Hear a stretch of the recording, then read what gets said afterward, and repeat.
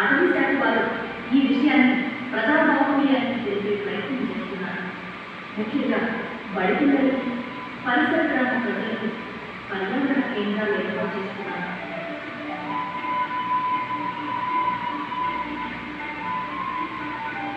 పక్షుల తీరులు ప్రవర్తన వారికి తెలిసేలా కృషి చేస్తున్నారు.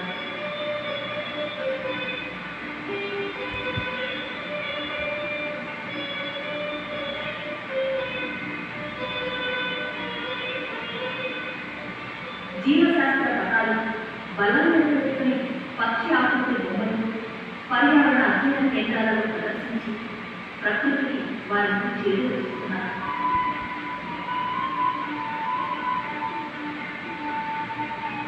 ఓజోన్ పొర క్షీణత, భూమి ఉష్ణోగ్రత పెరగడం తదితర కాలుష్య సమస్యల గురించి తరగతులు నిర్వహిస్తున్నారు.